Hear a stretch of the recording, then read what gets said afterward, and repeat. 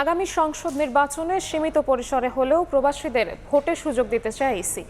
এজন্য রাজনৈতিক দলগুলোর সমর্থন চাইলেন প্রধান নির্বাচন কমিশনার এএমএম নাসির উদ্দিন। সকালে অংশীজনদের সঙ্গে সেমিনারে ইসি সচিব বলেন, সুষ্ঠু ও গ্রহণযোগ্য নির্বাচন করতে দৃঢ় প্রতিজ্ঞ নির্বাচন কমিশন। প্রবাসী বাংলাদেশিদের ভোট দেওয়ার পদ্ধতি চূড়ান্ত করতে অংশীজনদের নিয়ে সেমিনারের আয়োজন করে নির্বাচন কমিশন। মঙ্গলবার নির্বাচন ভবনে এই আয়োজনে রাজনৈতিক দল, সুশীল সমাজের প্রতিনিধি, গণমাধ্যমের সম্পাদক সহ বিভিন্ন মন্ত্রণালয় ও প্রতিষ্ঠানের প্রতিনিধি অংশ নেন। সেমিনারে স্বাগত বক্তব্যে নির্বাচন কমিশন সচিব বলেন, গ্রহণযোগ্য নির্বাচন করতে বদ্ধপরিকর ইসি। সুষ্ঠু গ্রহণযোগ্য নির্বাচন জাতিকে উপহার দিতে আগামী নির্বাচনেই প্রবাসীদের ভোট দেওয়ার সুযোগ দেওয়া হবে উল্লেখ করে সিএসি রাজনৈতিক দলগুলোর সমর্থন প্রত্যাশা করেন।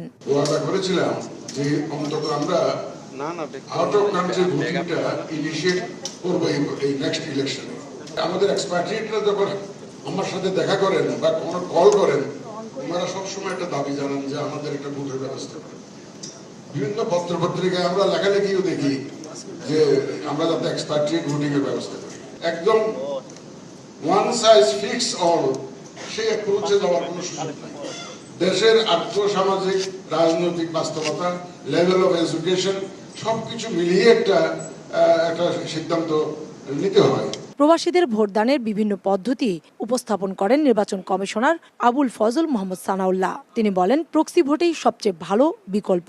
বেশিরভাগ রাজনৈতিক দলের প্রতিনিধিও প্রক্সি ভোটের পক্ষে মত দেন। আমরা প্রথমে ইলেকশন কমিশনে proxy voting we outrightly rejected it. পরে যখন গবেষণা করতে গিয়ে দেখি যে আমাদের it is a very good solution provided we accept it. It is implementable.